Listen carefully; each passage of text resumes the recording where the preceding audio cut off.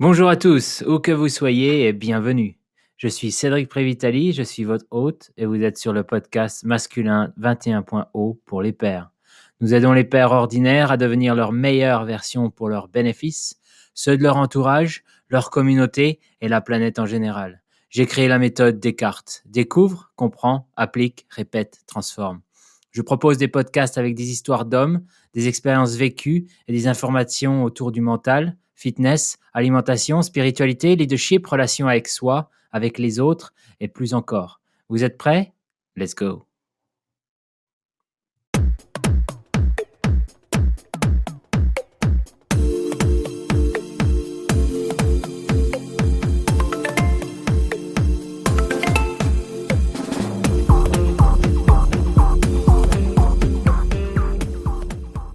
Bonjour Gaël, alors tu es coach pour adolescents et je suis ravi de te rencontrer.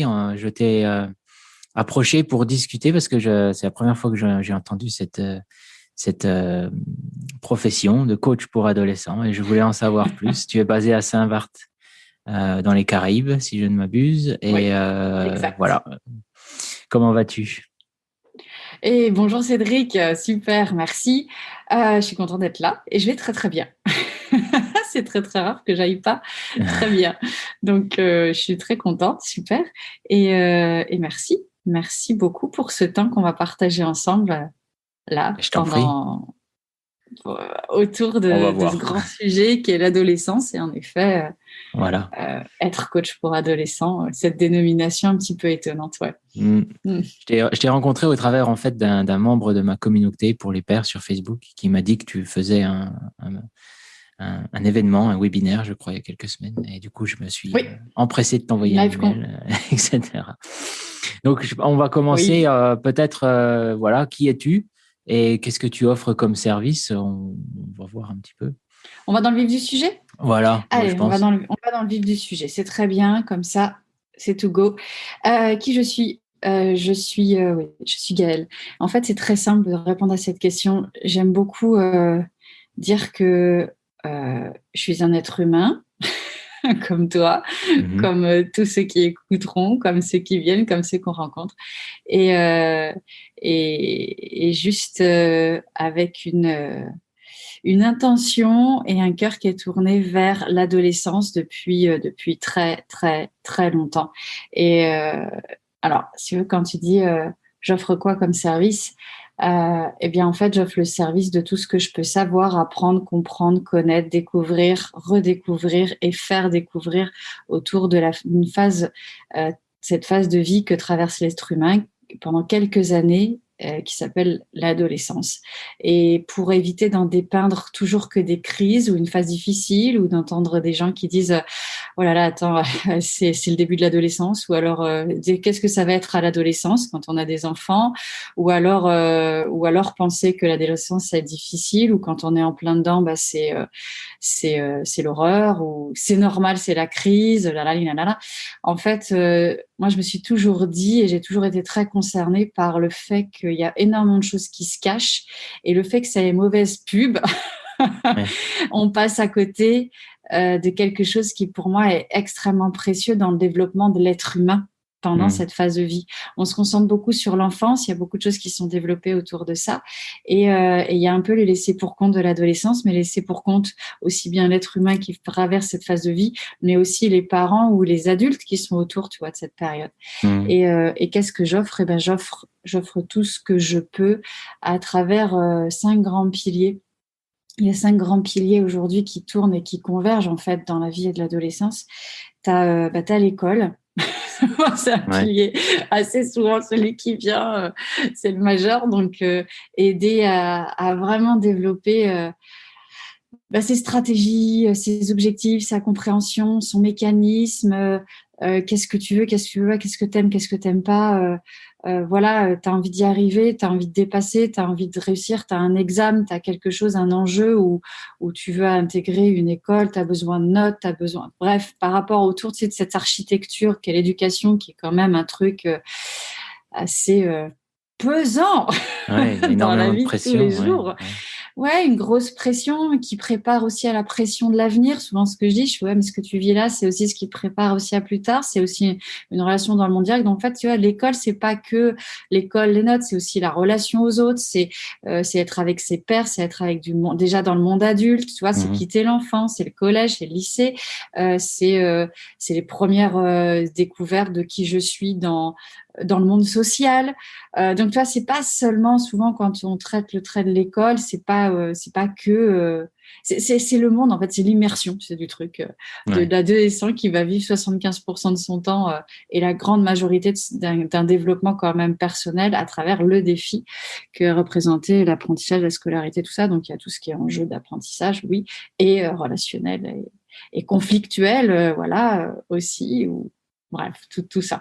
Donc, tu vois, c'est vraiment c'est difficile de prendre. C'est un grand pilier. Et ce pilier, il est important parce que s'il va découler le pilier de l'orientation. Parfois, voilà, c'est aussi ça. C'est qu'est-ce que je veux faire. Là, je suis comment paumée, surtout en ce moment. En ce Ouais. moment, c'est très délicat. Très, très délicat. Il y a beaucoup de choses qui sont remises en question, beaucoup de choses qui se réadaptent, mais beaucoup de questions qui sont levées depuis notamment le premier confinement. J'ai eu beaucoup de jeunes qui étaient totalement paumés, qui ont eu leur bac sans avoir la sensation de l'avoir mérité. Ouais. Certains qui ont été très contents de passer, de le dépasser, enfin l'avoir comme ça. Mais d'autres, en fait, et beaucoup ont été déçus de pas se challenger, d'avoir été préparés, et puis pouf, pas. Voilà. Et voilà, j'ai eu beaucoup de jeunes dans ce cas-là, certains qui étaient même très déçus parce que qui avaient un parcours scolaire moyen, parce qu'ils s'emmerdaient à l'école et qui avaient décidé de tout déchirer à l'examen. Tu vois, j'en ai eu quelques-uns comme Ouais. ça, et des rencontres assez fortes avec lesquelles je travaillais et qui ont dû donc passer une énorme frustration de ça. Même qui voulait vraiment rentrer dans des écoles. J'en avais surtout une jeune fille et elle voulait vraiment tout péter et parce qu'elle avait été très en conflit avec des profs parce qu'il avait pas du tout comprise, était en terminale et, elle voulait tout déchirer pour leur dire regardez, vous m'avez dit ça, vous avez dit que je vais aller ça, mais regardez, je vais vous envoyer la mention ultra bien. Et donc ça a été très difficile pour elle. Puis même d'accéder à des écoles sans avoir la sensation de Ouais. Et cette du mise coup, dedans et tout. juste pour clarifier, ils ont passé le bac et ils Mm. l'ont eu. Ils Ils l'ont pas l'ont. passé en fait. Ah, ils l'ont pas Ils passé. l'ont eu. On leur a donné, ouais. On leur a donné Certes, sans tout ce qu'il qui ait a été passé. Ouais. les Donc il y a brevets, ce. les bacs. Alors les BTS, non. Les jeunes qui étaient en BTS, non, parce qu'ils l'ont passé beaucoup en distanciel quand même. Ils ont eu beaucoup d'épreuves et j'avais beaucoup de jeunes ici à Saint-Barth qui étaient revenus avec le confinement, qui étaient ici sur l'île aux Antilles et qui faisaient leur cursus, tu sais, en métropole. Mhm. Ou oui, c'était en métropole parce que dans le sud du Canada, tout ce qui était dans la zone Québec avait le même décalage horaire. Enfin, il n'y a pas de décalage horaire pendant cette période-là de l'année. Ouais. Mais avec la France, il y avait 6 heures. Et Ouais. ils se levaient la nuit pour suivre les cours, pour faire les examens, pour être en présentiel. C'était chaud. Et donc là, on Ouais. avait le pilier aussi du coach. C'est un autre pilier souvent que je rencontre, que je rencontre sur lequel je parle. Et voilà, je m'adresse aussi aux ados dans ce que c'est le pilier de la performance, tu vois. Dans ce cas-là où il faut rendre quelque chose, il y a un truc que tu vas aller chercher. Donc, on a vraiment la performance là-dedans qui va, tu vois, tout ça. De toute façon, ils sont tous liés. Hein, on parle. Et puis, il y a évidemment celui du développement personnel. Ouais. Parce que des fois, c'est pas facile. Des fois, on se pose des questions, on se comprend plus, on a des enjeux, on a une panne de cœur, une grosse peine, on sait pas ce qui se passe, on a des crises, des paniques attaques, on vit un stress, voilà, dans l'adolescence à travers tout. Rien n'est exhaustif. En tout cas, l'être humain, il arrive tel qu'il est, et puis il y a quelque chose qui se passe et il a besoin de s'exprimer, de se retrouver, de s'aligner. Il y a quelques mois, il y a une jeune fille, elle a 15 ans. À 15 ans, on a fait un travail. C'était je veux être entière et vraie. C'était ça la mission. Je veux être entière et vraie et oser être vraie avec mes parents. Et ça, c'était un gros bloc. Donc, tu vois, quels sont mes services, tout ce qui peut arriver dans la vie de l'être humain adolescent. Il n'y a pas de Énormément de questions et beaucoup il y a, de pistes qui peuvent t'emmener un petit peu Ouais, je n'importe où. parle Ouais. de piliers parce qu'il y a des raisons qui font que on vient vers moi. Et ça, c'est que la porte d'entrée. Mais derrière, à l'intérieur, le pilier majeur, c'est qui tu es et quel est l'enjeu et qu'est-ce qui est important pour toi à ce moment-là de ta vie. Point. Ouais. Voilà. Je dis qu'il y a des portes d'entrée comme ça. Mais avant tout, c'est OK. Qu'est-ce qui te parle? Qu'est-ce qui est là? Qu'est-ce que tu veux? c'est quoi vers quoi on va, c'est quoi ton chemin. Moi, j'ai la chance de t'accompagner pendant un certain laps de temps, qui est en général entre 12 16 séances. Tu vois, je vais jamais plus loin. C'est c'est exceptionnel quand je vais plus loin. Ou alors ils sont plus jeunes, c'est des jeunes ados, tu vois, de 12 13 14 ans. Mais voilà, où vraiment là, on va sur un truc un peu plus loin qui a besoin de temps, où il y a quelque chose qui se passe différent en général, mais c'est pas toujours vrai. Mais voilà, donc c'est ça en fait, coach pour adolescents. J'entends aussi énormément de vision pour sa vie, de mission de vie, etc. De qu'est-ce que je vais faire sur l'avenir. Enfin, me souvenant de ma propre adolescence, oui, il y a quand même énormément de pression quand on sort de l'école pour vivre ce que les profs et ce qu'on a appris et devenir de grandir professionnellement. Et je trouve qu'il y a énormément de pression, effectivement. Donc, d'être accompagné, c'est très bien aussi pour mettre un petit peu calmer les choses peut-être ou mettre les choses en perspective. Je pense que ça doit être aussi intéressant. Oui, tu as raison. Et puis il y a ce côté où le sens, en fait, faire du sens. Il y a vraiment ce truc aussi où quand tu trouves le sens, tu te poses plus de questions. En fait, c'est ça. Il y a une espèce là, c'est vrai que ça peut pas être plus saillant qu'en ce moment, que ces dernières années. Là, on va dire, ça a vraiment émergé. Moi, j'ai senti vraiment monter ce truc avant même le premier confinement. Je voyais vraiment des questions qui remontaient, des états de sens. Il y a quelque chose qui se décrochait dans l'adolescence déjà, une espèce de nouvelle compréhension, mais qui n'avait pas encore sa place dans le système culturel, éducationnel, scolaire, et des vraies questions qui venaient de sens dans les choses. Et donc, il y a vraiment aussi ça, on rattache au sens que toi tu as, passe. Et c'est vrai que là, on rentre dans les paradigmes, les lois qui meurent. Les lois meurent et nos adolescents sont en train de créer ça. Mais à partir de quoi ? Ils savent pas très bien. Et nous, les parents d'aujourd'hui, souvent, c'est aussi, je suis très en relation avec les parents parce que je ne travaille pas qu'avec l'adolescent, je travaille aussi avec les parents parce qu'il s'agit de se comprendre. Moi, je suis là pendant un temps, j'ai la chance d'être dans une intimité, quelque chose de fort, de la communication, la relation, le partenariat. Et c'est vraiment de refaire ce tissage et cette reliance entre parents, ados ou adultes, adolescents, on va dire, si on veut aller un peu plus large, mais de se comprendre, Et aussi les adultes, nous, les parents, les adultes d'aujourd'hui, nous avons besoin de nous comprendre parce qu'on est on est carrément, c'est pas un peu, hein, on est les nouveaux parents. On est aussi avec des nouveaux enfants qui vont dans un monde où il n'y a pas tant de repères. On a grandi, nous, avec des bases qui sont des paradigmes. Et on essaie de se raccrocher comme on peut, mais si on n'est pas dans cette finesse, cette sensibilité et qu'on a peur au fil de l'avenir, on n'arrive pas très bien à comprendre ce que nos ados sont en train de faire, parce qu'en plus, ils ont un langage parfaitement particulier. Ça aussi, je fais souvent, je me dis que je suis une traductrice, je parle couramment l'adulte parce que je suis devenue adulte, mais je parle couramment l'adolescent. Alors, je peux faire, des fois, quand je fais de la médiation, alors là, il est en train de te dire ça, et là, elle est en train de te dire ça. Et toi, je sais que tu comprends ça, mais c'est pas ça, d'accord ? Je fais juste la traduction entre les deux modes de communication. C'est très souvent, le langage est tellement non verbal, surtout chez les garçons adolescents. Autant une fille va avoir plus de facilité à l'exprimer. Poser les mots. Qu'un garçon, son expression, sa sensibilité à exprimer, ça va se passer sur un langage qui est complètement non verbal.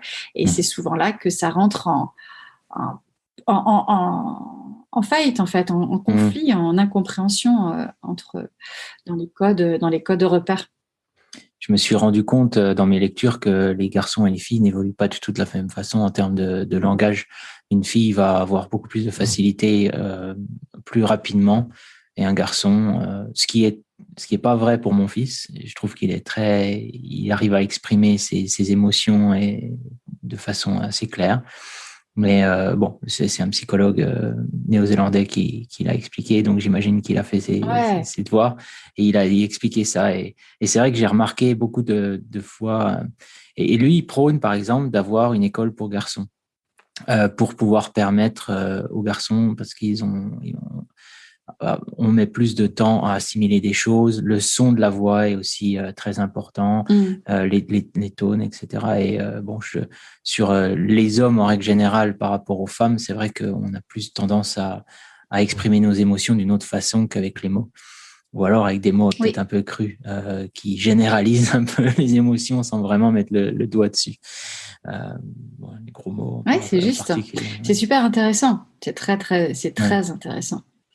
Il y a quelques années, j'ai bossé avec 4 garçons en même temps. Ouais. Et ça a été la meilleure, c'est pas la meilleure, mais l'une des meilleures expériences que j'ai pu avoir. Parce que bosser avec 4 ados de 15 ans en même temps, c'était un défi extraordinaire où du coup, il a fallu que je compose. Et c'est là où ils m'ont permis, clairement, de développer. Alors, ça a été dur. Cet apprentissage, je l'ai bien amorcé et je sais que je l'ai complètement intégré grâce à ce travail qu'on avait fait tous ensemble. Il y avait, c'était 4. C'était quoi en particulier? Ils avaient en particulier tous les 4 le brevet de fin de troisième du collège et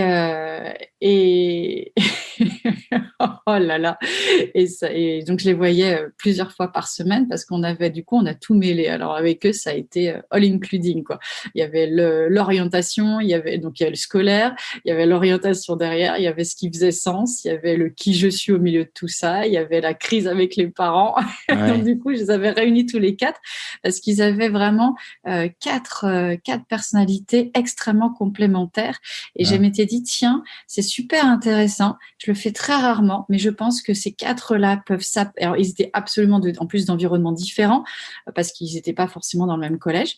Mais ils avaient ils avaient vraiment des personnalités hyper complémentaires et de créer en fait un partenariat. Je me suis dit, on va avancer beaucoup plus vite. Ce qui a été le cas pour moi aussi, en passant sous le rouleau compresseur du qu'est-ce que je code, qu'est-ce que je comprends, qu'est-ce qui est en train de se jouer, qu'est-ce qui est en train de se dire, pour vraiment aussi aider dans la finesse de chacun, parce que je leur parlais aussi tous individuellement en fonction des réglages perso, qu'ils avaient leurs enjeux aussi. Donc ça a été un travail de quelques mois merveilleux.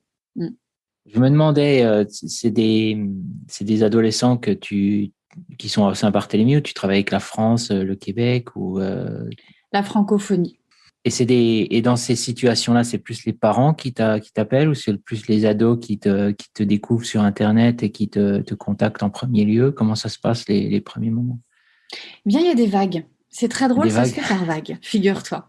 Il y a des moments, c'est par vagues. Je ne sais pas très bien l'expliquer. Le moment, ça va être les vagues de parents. Et puis, donc, quand c'est les parents qui me contactent, bien, je dis OK, très bien. Mais alors, par contre, je fais un entretien d'abord avec votre enfant, votre ado, garçon-fille. Et c'est il ou elle qui décide s'il veut bosser avec moi. Parce que, OK, vous m'avez contacté, je comprends ce que vous êtes en train de dire, et c'est pas vous qui décidez. Si quelqu'un décide, c'est il ou elle, c'est lui, c'est elle. Et après, au terme de cet entretien, on démarre sur quelque chose ou pas, parce que des fois, ça suffit, des fois, non. Et c'est important de le dire, parce que si c'est la volonté parentale qui veulent, eux, régler un problème. Alors, il m'arrive des fois de dire, non, en fait, le problème vient de, si vous voulez faire quelque chose, c'est avec vous que je vais travailler.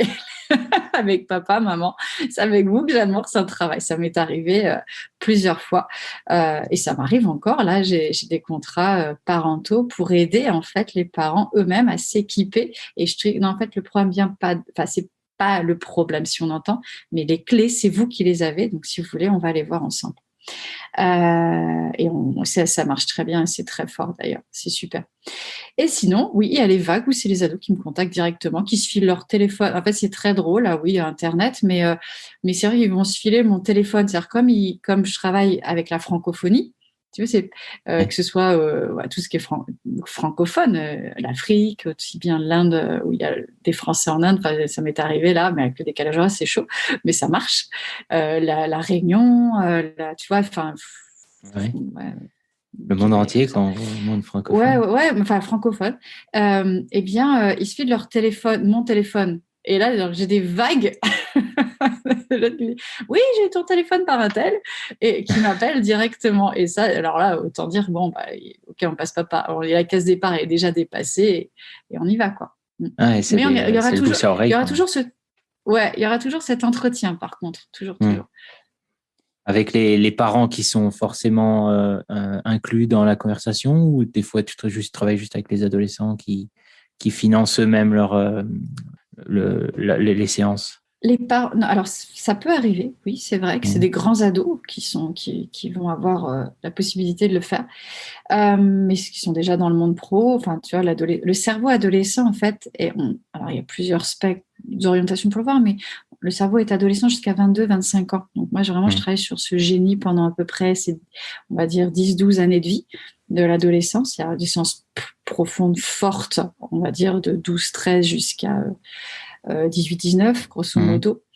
Et après, il y a quand même toute la structure neurologique qui continue son process, et le cerveau est toujours réputé adolescent à peu près ça dépend des critères qu'on prend, 22-25 ans. Mais voilà, donc il y a certains qui vont me régler, et sinon, alors voilà, ça c'est spécifique, ils sont quand même déjà grands. Sinon, c'est les parents qui me règlent, oui. Mais de toutes les manières, dès l'instant que le jeune est mineur, et même s'il est tout juste encore sous la tutelle de ses parents, les parents font toujours partie de l'équation. Je ne dissocierai jamais, jamais, jamais le monde parental, parce que c'est trop important. Les parents, c'est contractuel. Je l'ai écrit dans ma convention. Vous êtes les partenaires numéro 1 et à vie de votre enfant. Et quel qu'en soit le moment, quel qu'en soit l'âge, et je ne sais pas exclure, et c'est pas du tout dans ma déontologie, d'exclure le parent du processus, parce que je pense qu'il y a beaucoup de choses à se dire, il y a beaucoup de partage à faire, il y a beaucoup de reliance à créer, et comme je dis, moi je suis là que pour un moment, quand avec nos enfants, on est là à vitam aeternam. Oui, j'imagine. Est-ce que les garçons et les filles évoluent différemment durant ces âges? Il y a beaucoup de gens, comme on en a parlé tout à l'heure, les filles et les garçons évoluent dans l'enfance. Est-ce qu'il y a quelque chose qui est similaire? Est-ce que c'est très différent? Tu parlais tout à l'heure que l'adolescence finit à 25 ans, c'est pour les deux, garçons-filles, ou ça se finit plus tôt pour les filles, plus tard pour les garçons? Il y a toujours des blagues autour des garçons, etc., qui sont adolescents jusqu'à 45 ans, mais qu'est-ce que tu en penses, toi, de ton expérience? Eh bien, écoute, tu vois, sur cette question-là, j'ai pas tant d'avis. Non. Parce que il y a d'autres choses qui se jouent. Il y a toujours quelque chose d'important, en fait, qui est en train de se jouer, et l'idée, c'est de le voir. Oui, il y a des différences, mais bien sûr, autant qu'il y aura toujours des différences au niveau on va dire, de la sexualité élémentaire, tu vois, du sexe qu'on est, garçon, fille. Mais ce n'est pas du tout des éléments dont je tiens compte. Quand il y a un jeune qui arrive, tu l'as dit, ton fils, il a une sensibilité, tu vois, qui est déjà là. Moi aussi, j'ai 2 garçons, et je les vois avec une sensibilité qui est parfaitement nouvelle et différente par rapport, et je vois tous les copains qui sont autour, et je vois les enfants, et je me dis, OK, et les jeunes ados, et j'observe des choses qui changent, qui bougent. Donc, réglementer, de parler de grandes différences, je n'y arrive pas. Je n'y arrive pas. Je les comprends. Hein. Je comprends. J'intellectualise bien le processus. J'observe bien. Et oui, il y a des manifestes différences. C'est vrai. Oui. Au niveau communication, on le disait tout à l'heure, la communication n'est pas la même. Je dirais que c'est peut-être l'élément le seul en fait que je prends en considération. Ce qui n'exclut en aucun cas, c'est pas parce que la communication est différente que la sensibilité et que la force des émotions n'est pas la même, selon moi. Ça n'engage que ma pensée et mon expérience que je suis en train de dire. Je vois je pense, la seule chose que je pense, c'est ça. C'est un garçon, je vais observer davantage tout son langage non verbal pour comprendre la profondeur du ressenti qu'il est en train de vivre avant peut-être que la crise ne se manifeste, parce qu'il y a cet apprentissage qu'on a à faire. En tant qu'adulte, je pense que c'est très très intéressant. Cependant, je l'ai aussi chez les filles, parce que même s'il y a une élocution, une facilité, une expression, une sensibilité qui est plus naturelle, je dirais, oui, on peut le dire comme ça, c'est pas pour ça qu'elles disent tout. Ouais. C'est pas pour ça qu'elle ne cache pas. C'est pas pour ça que quand il y a une culpabilité, un sentiment très fort d'humiliation, il n'y a pas une énorme carapace parfois assez régulièrement plus forte que celle des garçons qui va se dresser. Et c'est une carapace à 20 000 volts qui est très souvent, dans mon expérience, les jeunes filles qui viennent voir, qui est beaucoup plus difficile à déposer une fois qu'elle est dressée que chez les garçons. Donc, je dirais que là, je ne m'y cantonne pas. Ouais. Parce que je ne m'intéresse pas depuis toujours aux différences. Ouais, tu concentres plus sur l'individu en lui-même ou en elle-même. Absolument. C'est l'être humain qui arrive qui m'intéresse tel qu'il est, point code barre à la ligne. Okay. Voilà, donc il y a cette blague qui revient, c'est vrai, comme tu dis. Oui, il n'est pas assez mature, ceci, cela. Je la trouve désuète. Ouais, clairement. je l'écoute et je me dis, oui, mais du coup, en disant ça, tu n'observes pas ce qui est en train de se jouer. Et ce qui est en train de se jouer est beaucoup plus important que cette peut-être parade de retard, parce que t'en fais pas. Il ou elle, quel qu'il soit, qui rattrapera un de ces quatre. Ça n'est jamais... tu sais, j'aime beaucoup observer plutôt que, comme l'être humain enfant, tu sais, va toujours tout apprendre à son rythme, à sa façon, et une chose à la fois. Bon, ben voilà, c'est ça. Ouais. Alors, je réponds peut-être pas à la question correctement pour certains esprits, mais en tout cas, c'est ce que je vais porter mon attention sur qu'est-ce qui est en train de se passer là et qui est important pour lui, elle, au-delà de cette pensée. Ouais, je comprends. Merci. Je voulais te demander, est-ce qu'il y a des étapes clés dans l'adolescence pour bon, on est d'accord, les filles et les garçons, on va dire les adolescents. Ouais, on va dire ça. Est-ce qu'il y a des étapes clés? Je comprends que ça commence à 13 ans, mais mon fils a 10 ans et déjà il commence à me dire que je suis nul, je suis pas rigolo, mes blagues sont pas trop marrantes, c'est des blagues de papa, il dit, c'est assez rigolo. Daddy's joke. Il parle anglais. Alors que je les trouve qu'elles sont quand même pas mal mes blagues, mais il les trouve nulles. Je peux pas utiliser des termes, tu vois. Il me dit it's sick. Et j'ai fait ah ouais, c'est sick. Et il me fait non, toi t'as pas le droit d'utiliser ça. T'es un papa, tu peux pas dire ça. C'est assez drôle. Tu vois, c'est marrant parce qu'il y a ces codes déjà qui sont là. Alors, on observe quand même des états, tu vois, qui sont intéressants et qu'il faut noter, qui font partie de l'évolution. Après, c'est pas des dates ou des âges précis. Tu sais, on dit souvent, voilà, l'être humain va marcher, va marcher entre tel âge et tel âge, va parler à partir de tel âge et tel âge, tu sais. Et puis, c'est généralement vrai, spécifiquement faux. Tu as ceux qui vont prendre plus de temps parce qu'ils développent autre chose et ainsi de suite. Donc, le codage temporel n'est pas pour moi extrêmement juste. Je vais pas me dire, bah, si tu marches pas ou tu parles pas à tel âge, c'est que tu as du retard. Souvent, on dit, oh, il a du retard. Non, il est en train de faire autre chose. Cette personne est en train de faire autre chose. Mais aussi vrai qu'on a des bras, des jambes, une tête et qu'on se ressemble par rapport aux critères de l'espèce, il y a quand même des développements effectivement biologiques qui sont là. Et on a, dans l'adolescence, on va quand même parler, on le voit en neurologie, 3 grandes crises, 3 grandes étapes. Des crises étant des moments de vie, tu sais, une crise n'est pas forcément quelque chose qui se passe mal, c'est un état qui meurt en fait, c'est une situation qui ne peut plus exister, qui va être remplacée par quelque chose de nouveau, quel que soit, quand on utilise le mot crise, quel que soit le domaine dans lequel on l'utilise, économique, social, ouais. C'est toujours un peu négatif, mais c'est pas forcément personnel. Ça.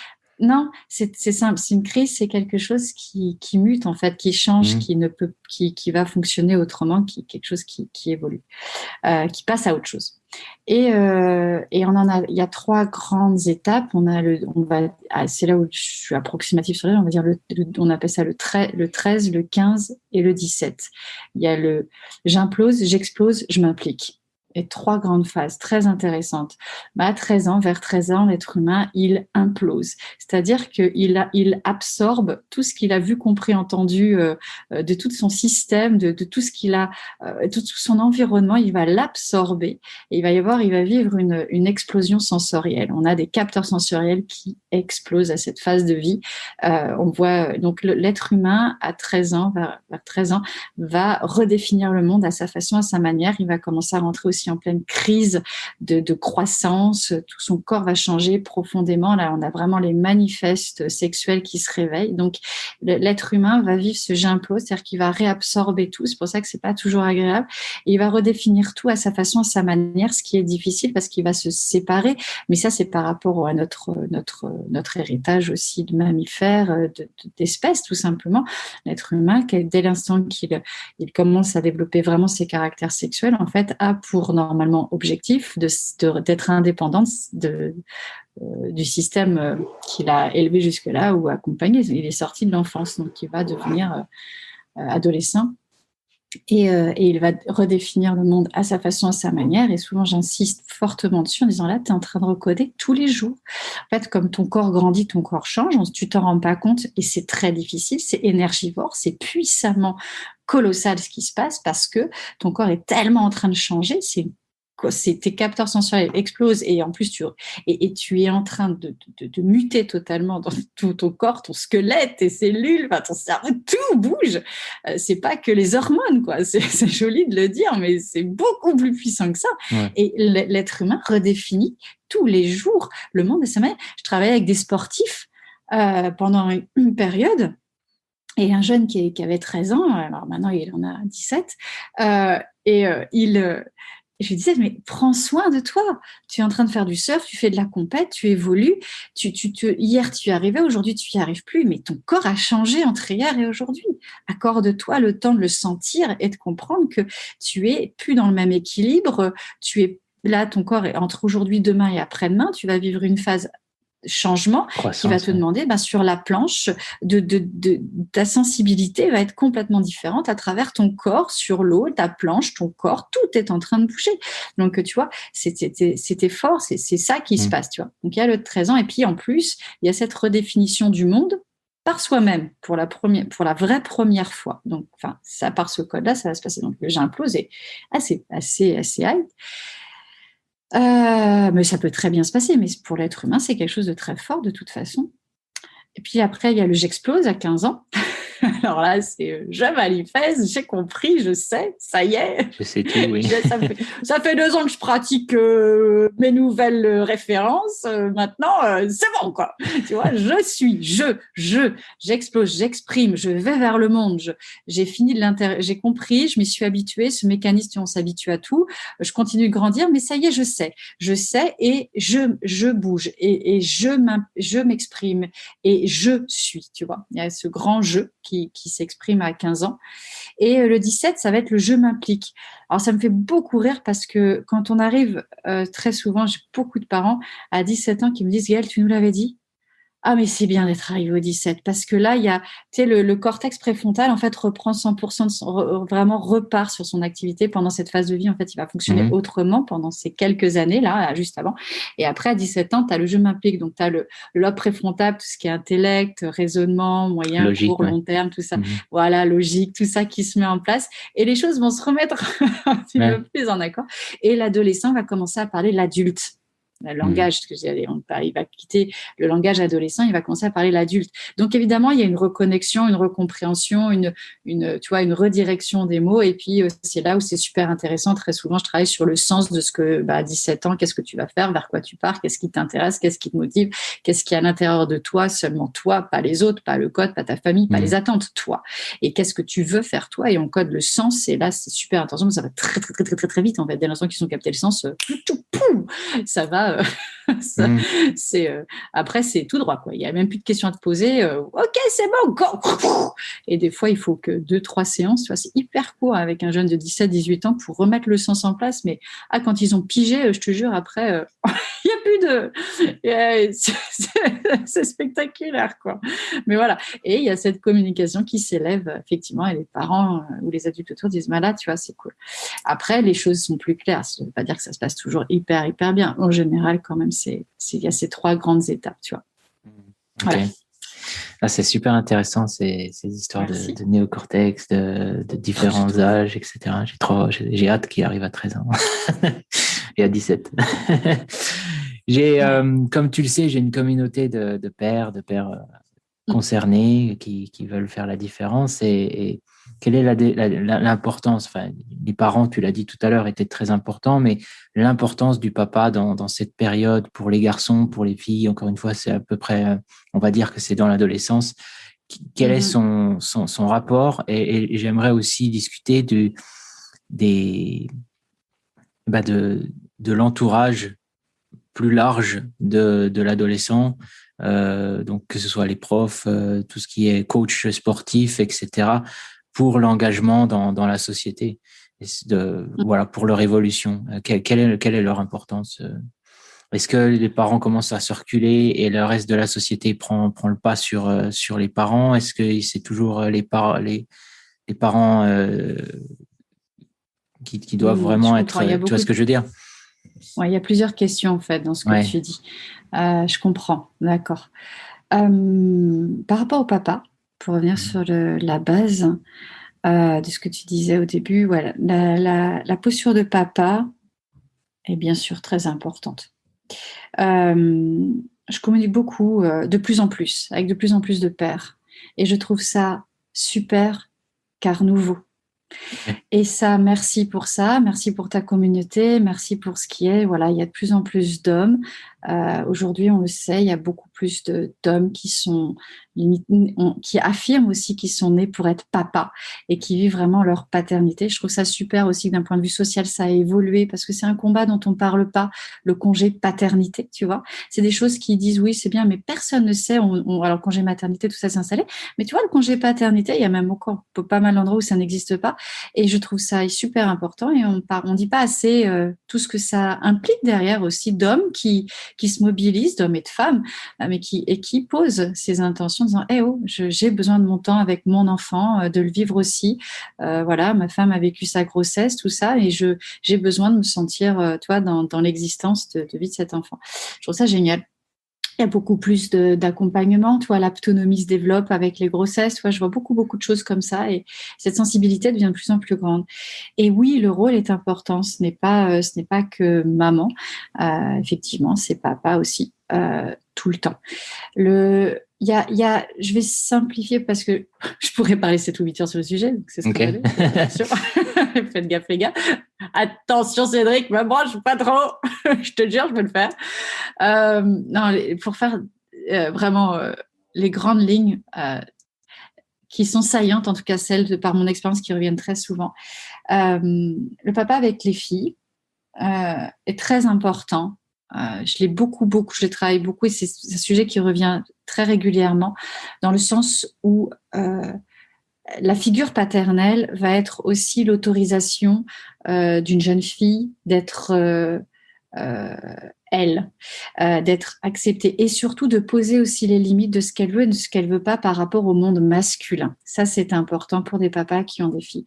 Très souvent, très souvent, j'ai discuté avec des papas qui surprotègent leurs filles et qui ne veulent pas qu'elles deviennent qu'elle ait des codes vestimentaires trop aguichants ou autre chose, ou alors qu'elles sortent ou qu'elles bougent ou qu'elles aillent voir du monde. C'est trop jeune de sortir. Là, il y a quelques temps, il y a eu ce grand sujet autour de voilà, je veux sortir, papa. Non, tu sortiras pas. Non, ça se fait pas. Pas à ton âge. Ça, c'est pas comme ça. Et en fait, de dire si.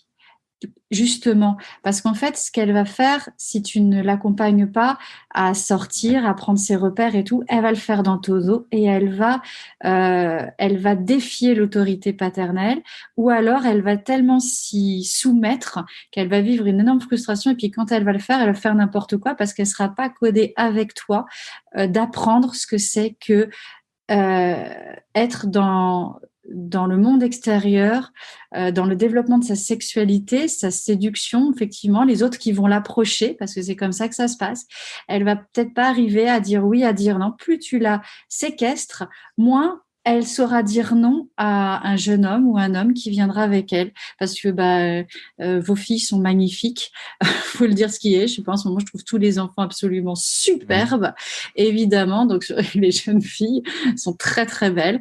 Je sais pas, je ne me lasse pas de regarder cette beauté qui est de plus en plus là et qui se manifeste et qui se révèle et qui s'exprime aujourd'hui avec tout ce qui est aussi social, le monde social. On le montre, on le voit, on le sait.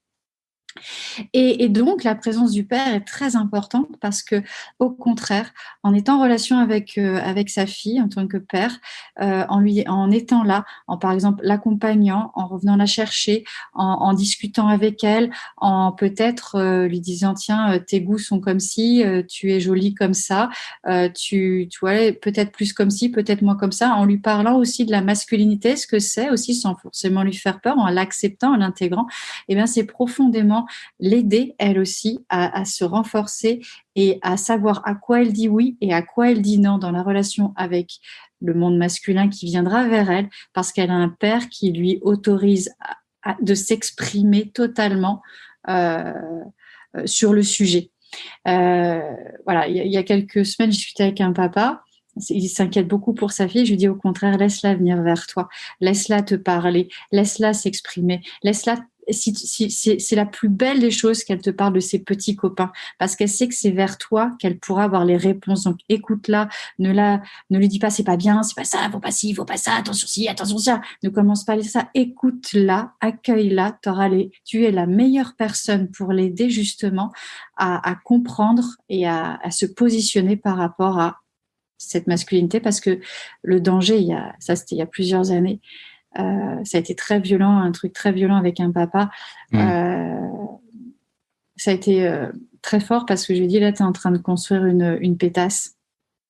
Il m'a dit, comment ça? Je fais là, ta fille, tu es tellement en train de l'humilier, de l'enfermer, de lui dire des choses avec des mots. C'était vraiment très, très dur comme conversation. Ce que j'entendais, ce qui était dit, et là, en fait, t'étonnes pas si un jour elle va faire partie de ces filles qui ne savent pas dire non parce qu'elle ne peut pas dire non à son père. Tu vois, pour finir l'histoire, elle ne peut pas te dire non. Tu l'humilies. Voilà, sous pas mal de façons de fonctionner. C'était une conversation très puissante. C'est l'une des plus fortes que j'ai pu avoir avec un père. Surtout que c'était un ami. Enfin, c'était un ami toujours, mais bon, ça a été très fort et il a fallu que j'aille poser des paroles assez puissantes en disant là, donc ta fille, tu en fais une pétasse, tu vas la définir comme, et puis tu vas la renier, tu vas la détester parce qu'elle saura pas dire non, mais c'est toi qui es en train de construire ça. Parce que le fait qu'elle ça crée des changements. Dire non à son père et s'exprimer à son père, elle ne saura pas l'exprimer à un garçon plus tard. Et ça va être très douloureux. Oui. Oui. Beaucoup. Moi, ça a été un gros travail. Il y a quelques années, ça a été très fort. Mais voilà, donc tu vois, c'est vraiment, je dirais, le grand conseil, en tout cas, ce que je peux apporter au papa. Après, effectivement, il y a aussi, bien sûr, la relation au papa, père-fils, le modèle de la masculinité, de la sensibilité à travers la masculinité, du yin et du yang qui s'associent, tu as le droit d'être. Un garçon pleure, oui, ça pleure, parce que oui, je pleure. En fait, c'est vraiment, je dirais que le modèle père-fils, c'est vraiment je suis en tant qu'homme, à travers qui je suis totalement, ma sensibilité, ma vulnérabilité, ma masculinité aussi. Et parce que vraiment, les enfants, les adolescents, n'écoutent pas ce qu'on leur dise, ils observent qui nous sommes. Ça, c'est un truc qui est très répandu et qu'on dit et vraiment sur lequel j'insiste profondément, qu'il faut vraiment graver dans le marbre parce que, et en tant que père, fils, il y a ça. Donc, il y a aussi ce côté où si tu n'es pas intègre ou si tu n'es pas vrai avec moi en tant que garçon, non seulement je vais le voir, je vais le savoir, mais je vais te le mettre dans la poire parce que je suis aussi un mec et je vais te le dire. Et voilà. Il y a vraiment cette autorisation à être les nouveaux hommes d'aujourd'hui aussi. Et c'est pas forcément évident. Alors, c'est pas forcément évident. Je sais que ça vient choquer des principes ou des choses qui nous ont construites, nous, en tant qu'adultes, dans la vision qu'on avait de l'homme, dans ce système très patriarcal. Voilà, trouvons, en tout cas, combien de fois j'ai entendu, un garçon, ça pleure pas, t'as mal, mais non, t'es dur, tu dois être solide, tu dois subvenir aux besoins de ta femme et tes enfants, tout repose sur tes épaules, tu vois. Donc, il y a cette espèce d'enclume très forte dans ce qu'on peut imaginer dans la position de père, mais les fils d'aujourd'hui, en tout cas les adolescents, n'ont pas besoin de voir, enfin n'ont pas ça à voir et à apprendre aujourd'hui parce que les codes changent profondément. Ils ont à découvrir une autre facette avec, voilà, et une autre facette vraie dans toute sa sensibilité. Parce qu'une sensibilité n'exclut pas la virilité ou la masculinité, tu vois. Au contraire, les deux peuvent très, très bien fonctionner ensemble. Et c'est surtout cette intégrité-là dont les jeunes garçons ont vraiment besoin, parce que pareil, il y a une communication qui est très différente et ils sont profondément dans l'observation. Internalisé. Et un garçon qui vit une peine de cœur va la vivre en général, mais souvent beaucoup plus, même s'il ne montre rien et que c'est un cœur d'artichaut, voire voilà, quelqu'un qui passe de fille en fille, ça ne veut pas dire qu'il ne vit pas plein de choses dedans. Pensez à mon fils, encore une fois, il a 10 ans, il va avoir 11 ans en décembre, et je sens déjà cette compétition où il veut être plus intelligent, plus fort, plus ci, plus ça. Et je ne sais pas si ça se transforme en adolescent à quelque chose qui peut être... voilà, devenir de la compétition franche, alors que moi, je suis pas très compétition, mais c'est très marrant de voir ça, où il a vraiment ce moment, et je me dis, qu'est-ce qui va se passer dans 3 ans quand, voilà, il va commencer l'adolescence, effectivement, parce qu'il aura toujours cette idée de compétition, de vouloir être plus fort que papa, ou il y a un auteur, je crois que c'est Mark Twain, qui disait, c'est dingue, mon père ne connaissait rien. Quand j'avais 14 ans, mon père ne connaissait rien. C'est dingue les choses qu'il a appris en 7 ans. Maintenant, j'en ai 21. Enfin, et il a appris beaucoup, beaucoup de choses. Et tu vois, c'est ce sentiment de, voilà, moi, je sais tout et toi, tu sais rien, comme ce que tu disais tout à l'heure, et quand on a 15 ans, j'avais ressenti un peu ça. Est-ce que ça, il y a cette compétition avec les papas ou entre fils et pères ou... C'est juste. Après, on peut prendre pas mal d'angles d'observation, ça existe. Tu regardes les mammifères, ça existe, tu vois. Là, le mâle dominant. Tu vois, c'est ça, oui. Et en fait, en tant que père, avec l'intelligence du père, parce qu'on est des adultes, donc techniquement, on a toutes nos fonctionnalités, quoique notre cerveau émotionnel va arriver à maturation à 40, 45 ans, tu vois, le cerveau émotionnel n'a pas fini de se construire. On dit qu'il est mature entre 40 et 45 ans, le cerveau toute notre pratique émotionnelle. Donc, tu vois, c'est un petit peu long. Mais ça paraît long, d'ailleurs. C'est plus de la moitié de la vie, tu vois. Faut pas l'oublier. Il y a le conseil, là, à ce moment-là, par rapport à ça, puisque ça existe, oui, c'est vrai. Ça fait partie des profils intérieurs, inconscientes aussi, manifestes, en tout cas. Eh bien, jouons, apprenons, répondons au challenge. Dire, OK, quoi, je sais rien?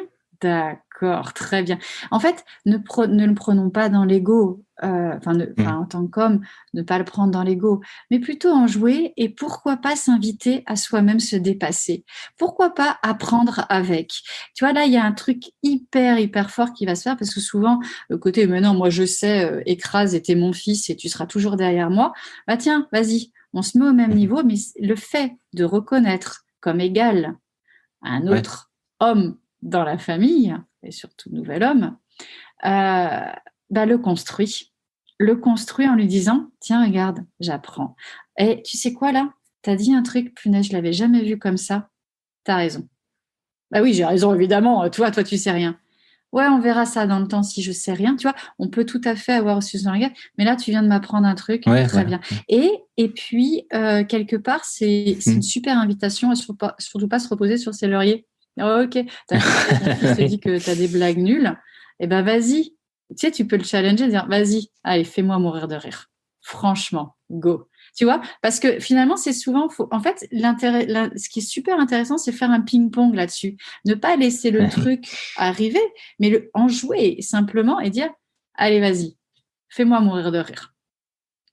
Et bam bam. Et puis, tu dis ça, toi? D'accord, ok. Et puis, proposer simplement tout ce qu'on sait faire en tant qu'homme et accepter tout ce qu'on apprend de faire. Et à un moment donné, l'ado garçon va apprendre plus de vous par ce biais-là. Parce que c'est un jeu au départ. Et ça reste un jeu. Que ça reste surtout un jeu. Après, quand ça commence à prendre des tours, là, c'est important. Quand il y a du défi, du conflit, de la confrontation, qui a cette intention de dépasser l'autre. Après, c'est là où il y a d'autres critères, mais on peut observer le caractère de l'individu qu'on a en face de nous, qui est notre enfant, et dire, OK, qu'est-ce qu'il habite? Qu'est-ce qui est en train de se passer? Tu parlais aussi de ce moment où, à un moment, quand est-ce qu'on se recule? Quand est-ce qu'on prend place? Bah, ça, c'est toujours, il n'y a pas de règle parce que l'être humain est infini de possibilités. Et là, je peux pas dire, ouais, bah, ça se passe comme ci, ça se passe comme ça. Tu vois, ce sont des propositions.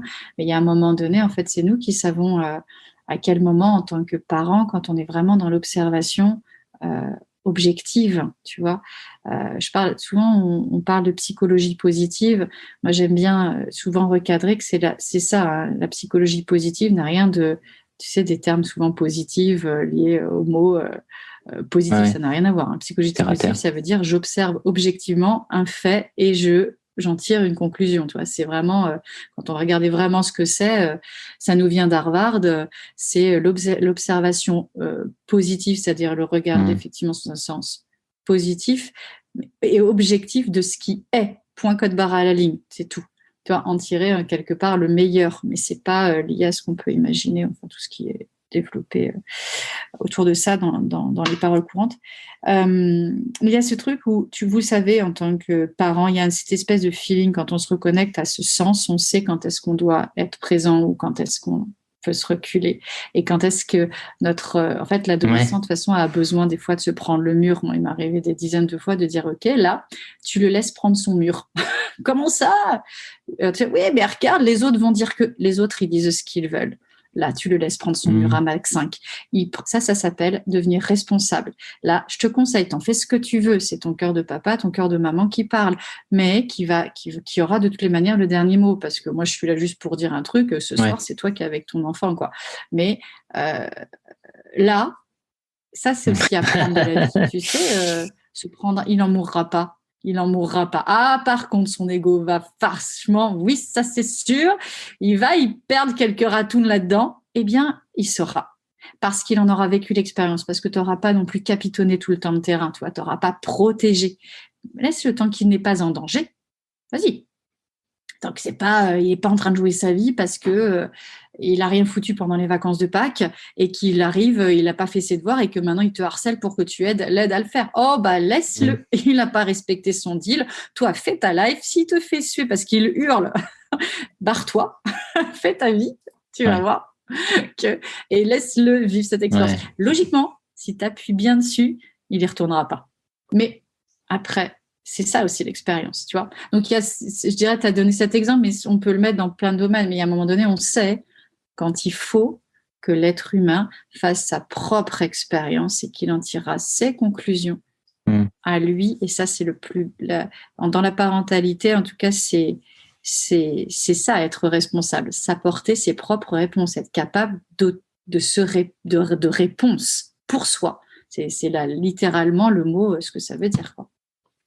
On parlait des défis avec les adolescents, justement. Est-ce qu'il y aurait des pièges à éviter ou que tu aurais remarqué au travers de tes expériences avec différentes personnes?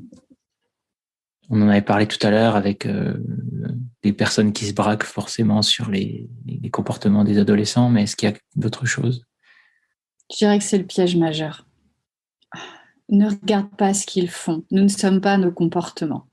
En fait, il y a vraiment un truc qui est pas facile, qui est nouveau à intégrer, donc pas forcément évident. Nous ne sommes pas nos comportements. Derrière un comportement se cache quelque chose de beaucoup plus fort, de beaucoup plus singulier. Le piège, c'est de croire que ce qu'on voit est vrai et que c'est ça. Toujours aller...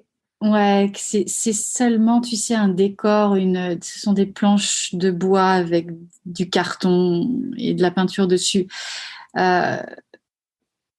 Tu sais, je vais donner un exemple. Un exemple pour illustrer ça. Souvent dans les fratries, ça se dispute. Et t'en as un, parfois, souvent, qui va frapper l'autre. Alors, des fois, ça se retire. Ou alors, en tout cas, qui va hurler sur l'autre, plus fort. Souvent, notre réflexe, ça va être de protéger celui qui est en victime de ça, soit qui a reçu un coup, soit qui a été humilié et tout ça. Le premier dont il faut s'occuper, c'est celui qui crie, celui qui frappe et lui faire un câlin. Enfin, c'est pas toujours évident parce qu'il n'est pas dans cette phase-là. Mais celui qui a le plus mal à ce moment-là, c'est celui-là. Et nous, on va avoir tendance, dans les faits, à protéger la victime. Alors oui, on va s'en occuper, bien sûr. L'idéal, quand on est deux, c'est que les deux puissent s'en occuper. Qu'il y en ait un pour l'un, un pour l'autre, tu vois. Ou alors, même dans une cour, tu vois, très, très souvent, on le voit, un enfant qui va frapper l'autre, qui va le mettre à terre. Ça arrive très souvent dans les collèges, les lycées. Eh bien, là, plutôt qu'être ulcéré par l'acte qui a été fait, c'est aller voir celui qui a frappé et lui tout de suite lui apporter le plus d'amour. C'est possible. Contre-intuitif, mais le plus en souffrance, c'est celui qui a frappé. Ouais. Et s'occuper des deux. C'est complètement contre-intuitif ce que je suis en train de dire. Mais nous-mêmes, alors bien sûr, il y a un sas, il y a un moment, il y a une explosion, il y a une véritable truc qui est passé par le geste qu'on n'arrive plus à contrôler. Et là, il y a quelque chose qui se passe, il y a quelque chose de fort qui est beaucoup plus profond et plus fort que l'acte qui vient d'être commis. Donc, tu vois, c'est vrai que c'est complètement contre-intuitif.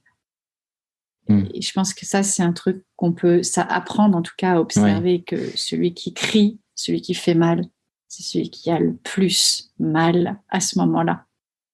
Et l'autre, bien sûr, ne pas l'oublier. Il ne s'agit pas de créer une victime encore plus victime de ce qu'il vient de vivre, tu vois, parce que là, aïe, aïe, aïe. Et cependant, voilà, il y a un truc qui peut se faire. Un homme qui fait mal est un homme qui a mal. Ça me fait penser à ça. Ouais. Et souvent, c'est mis dans le déni, dans le silence, sous le silence de la colère, tu vois. Parce qu'il y aura toujours une bonne raison d'avoir fait que, tu vois, on sera là, même nous, quand on dit nos trucs, quand on dit ce qui est, ça, c'était la petite pointe de l'iceberg, tu vois. Et c'est ça. Donc, je dirais, posons un regard différent sur nous ne sommes pas nos comportements. Et aider quelqu'un qui est dans cette détresse, à lui apporter en tout cas, sans jugement, l'observation de ce qui est, dire, il t'arrive quoi là? Ouais, il m'arrive ça, il y a ça, et puis un tel et machin, et laisser évacuer la crise, tu sais. Et après, arriver à l'apaiser et communiquer sur ce langage. Alors là, il ne faut pas être intellectuel, il faut être hyper émotionnel, ça ne sert à rien. Ça aussi, c'est un piège souvent. Alors oui, le deuxième, c'est nous les adultes, arrêtons d'intellectualiser. Ça, c'est souvent une vidéo, c'est une vidéo que j'avais faite sur YouTube, qui avait vraiment tourné beaucoup sur mon Facebook,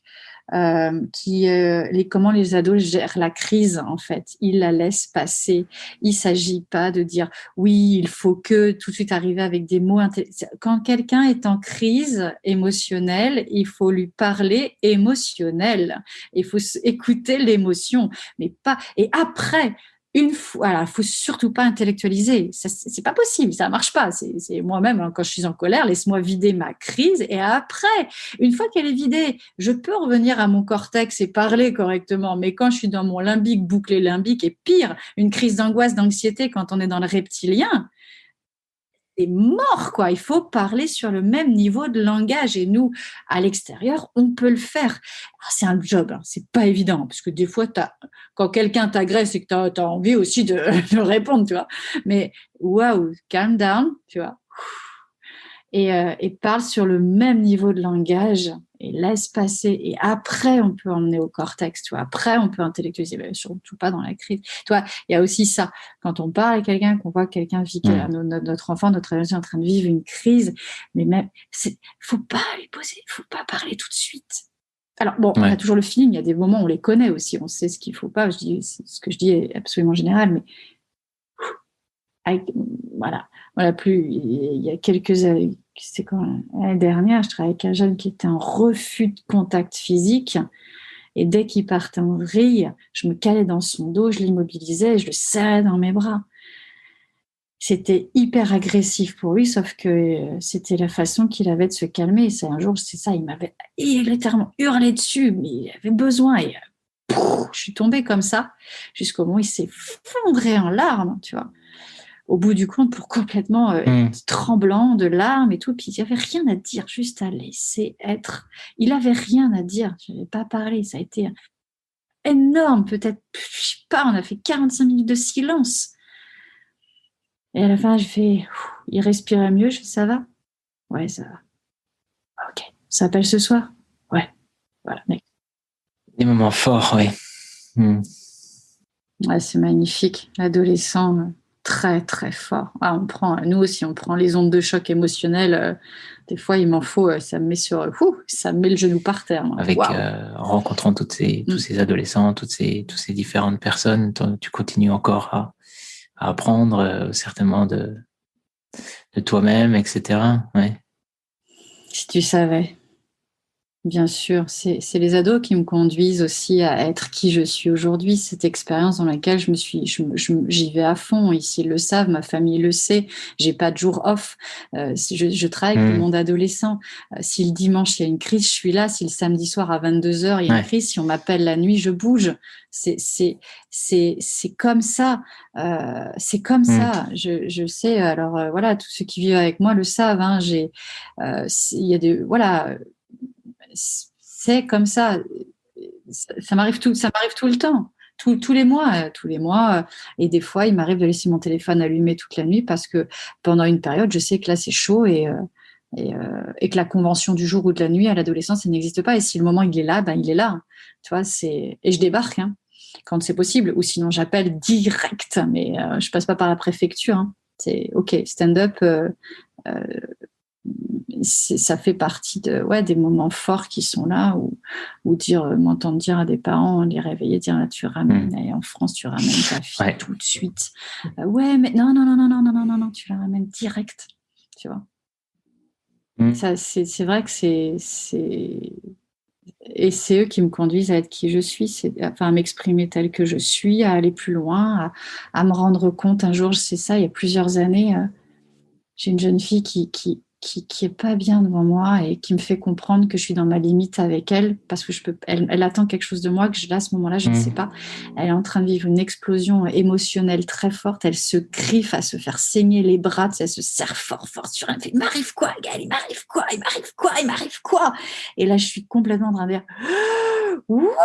Et là, de me dire, ok, Gaëlle, il y a des trucs là que tu as besoin d'aller voir, donc d'apprendre. Et je me suis des axes que je découvre avec eux. Ouais, c'est pas un job, quoi. Je sais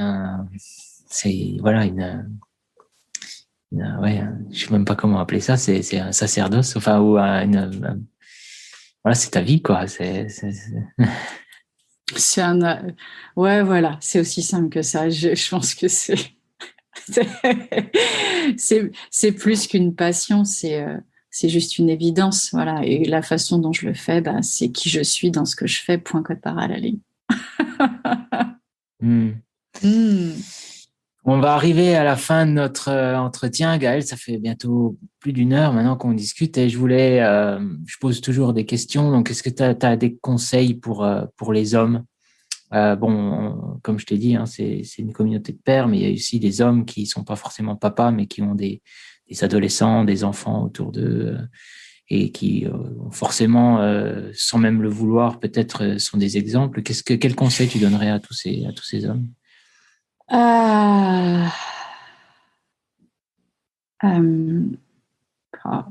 Quel conseil? C'est une belle question. Être soi, se retrouver soi. S'il y a un job à faire, c'est avant tout se réunifier soi. S'il y a un conseil, voilà, l'homme que vous êtes, eh bien c'est magnifique. Et l'accepter, l'intégrer. Il y a toujours, en fait, tu l'as dit, nos enfants nous emmènent à nous. Moi, mes enfants, les ados, enfin tout le monde m'emmène à plus loin à l'intérieur de moi. Alors allons de plus en plus encore à l'intérieur de nous, parce que plus on va à l'intérieur de nous, plus après on peut le donner aussi dehors. Donc si vous êtes là et que ça vous intéresse et que vous y avez toute votre sensibilité, surtout continuez, lâchez rien, avancez à l'intérieur de vous, observez-vous, comprenez-vous, et tout ce que vous donnerez, vous le donnerez encore 1000 fois plus autour de vous, parce que ce sera vibrant. Donc c'est beau ce qui est en train de se faire, et de continuer à avancer dans ce sens, et cette nouveauté de relations sociales où l'homme dans la vie familiale et de l'enfant et de l'être humain a sa place dans toute sa sensibilité aussi. Vraiment. Et de faire un travail sur soi, parce que si on ne s'occupe pas de soi, on va avoir beaucoup de mal à s'occuper des autres. Ouais. Et puis, pas oublier que au sein d'une famille, on a aussi raison, tu vois. L'instinct maternel est là et l'instinct paternel est là aussi. Vraiment. Ouais, c'est important d'avoir la balance sur les deux. Est-ce que tu aurais un conseil pour les femmes qui veulent aider les hommes? Donc justement, c'est les mamans qui veulent aider les pères. Pareil, de déposer les principes et de laisser la place. Parfois, très souvent, la maman endosse un rôle social, en tout cas plus important dans la vie, et de savoir laisser la place. J'en fais moi-même l'expérience tout le temps, de laisser la place au papa de mes enfants, de toute la place dont il a besoin à certains moments, et de savoir me taire, savoir me mettre en recul, de savoir apprendre en tout cas, parce que pour moi c'est de l'ordre de cet apprentissage. Parfois, quand un de mes enfants pose une question, pas répondre, c'est pas à moi qu'il s'adresse. Tu sais, il y a un truc comme ça où tu sais et tu vas dire, en tout cas, et des fois, laisser vraiment la place. C'est pas toujours évident, c'est spécifique. Et les moments précieux auxquels on n'appartient pas, où on n'est pas là, savoir, voilà, vraiment laisser faire des moments père-enfant absolus et complets, bien en dehors de nous. Est-ce que tu aurais un livre, un blog, une série télé ou quelque chose à conseiller pour aller plus en profondeur? Bon, il y a ta chaîne YouTube que je partagerai dans les commentaires, mais est-ce que tu as quelque chose d'autre que tu conseillerais? Regardez ce que regardent vos enfants, vos ados. Ok. Essayez, même si vous n'y comprenez rien, intéressez-vous à, si c'est de la BD, si c'est des animés, si c'est des films, des séries, regardez ce qui leur plaît, pour pas dans le sens de j'y comprends rien, c'est pas de moi, c'est pas mes goûts. C'est vrai que c'est souvent pas nos goûts. Et intéressez-vous à ce qu'ils écoutent, intéressez-vous à ce qu'ils regardent. S'il y a des lectures, n'essayez pas d'être trop empirique, de toujours en apprendre. Apprenez sur ce qu'ils sont en train, eux, de ce qu'ils aiment eux, en fait. Qu'est-ce qu'ils écoutent? Qu'est-ce qu'ils regardent? Qu'est-ce qui leur parle? Et pas mettre à bas nos filtres et le regarder justement dans cette positivité, cette objectivité-là. Et en quoi je rencontre mon enfant, mon ado? À travers ce qu'il aime. Qu'est-ce qu'il cherche là? Il est en train d'apprendre un truc. Si ça lui plaît, c'est qu'il y a quelque chose. Et même si c'est des trucs qui paraissent démoniaques, des fois, attention, le style peut être... Essayons de... Il y a l'année dernière, il y a quelques mois, c'était 6-9 mois, avec des parents, et la maman disait, oui, mais elle est complètement gothique, ma fille. Regarde ce qu'elle aime. Regarde ce qu'elle fait, regarde son truc, regarde ses dessins. Ouais, attends, elle arrive, tu vois, elle se maquille, mais tu verrais, quoi. C'est juste effrayant. En même temps, c'est superbement fait. Ah, d'accord. Alors, au-delà de ce masque, qu'est-ce qu'elle fait? Tu vois, pose-toi les questions. Lui pose pas les questions à elle parce que ça va faire chier. Mais par contre, toi, regarde ce qu'elle aime, regarde ce qu'elle aime, regarde ce qui interpelle. Ouais, mais elle a des pensées suicidaires peut-être. Tu vois, ne vois pas que ça. Va derrière ça. Va derrière, dans la sensibilité. Tu vois, nous ne sommes pas nos comportements une autre fois. S'il y a quelque chose d'autre derrière qui se joue, si tu veux vraiment communiquer, intéresse-toi à ce qui, les trucs qui l'interpellent. Moi, le rap, c'est pas forcément ma came, mais quand j'ai des jeunes qui écoutent du rap, bah, je me mets à écouter du rap avec eux parce que je vois ce que ça leur fait dans leur corps, je vois comment ça les porte. Après, tous les raps, non, il y a des raps que j'aime bien, mais il y en a où voilà, c'est tout. Voilà, c'est OK. C'est tout. Mais si ça te plaît, bah, je m'intéresse à ce qu'ils payent. Des jeunes qui font des trucs, ça m'intéresse pas du tout de base. Il y a une jeune fille, elle me dit, oui, je sais plus quoi, elle m'a fait faire un challenge. Et donc, je vais m'y intéresser parce que je vais essayer d'écouter tiens, c'est quoi le truc qu'elle va chercher dedans, tu vois? Au niveau sensible, ça ne se justifie pas, c'est pas mental, c'est sensible. Et du coup, si tu parles avec eux, du coup, on parle le même langage. Dis non, j'ai vu ça dans tel truc là que tu as regardé, tu m'as envoyé tel lien. J'ai pas compris, tu peux m'expliquer? Et puis là, l'autre, il parle. Et là, quand il te parle, quand il te raconte ce qu'il aime, pourquoi, et qu'il te donne même les détails, tu es en train de rentrer en relation avec lui, il est en train de te parler de lui à travers ce qu'il aime, il est en train de te parler d'elle à travers ce qu'elle aime, et tu vois quelque chose se réveiller, et tu vois que c'est pas forcément lugubre, ou que c'est pas gothique, ou que c'est pas malsain. Il y a quelque chose qui est en train de vivre là. Et c'est ça, moi, si j'avais un conseil de lecture, de série, c'est qu'est-ce qu'ils aiment eux. Voilà. Merci. Est-ce que tu as des actualités spécifiques en ce moment, je fais tellement de choses. Oui, je fais beaucoup de choses en ce moment. Je suis complètement dans un coude du coude.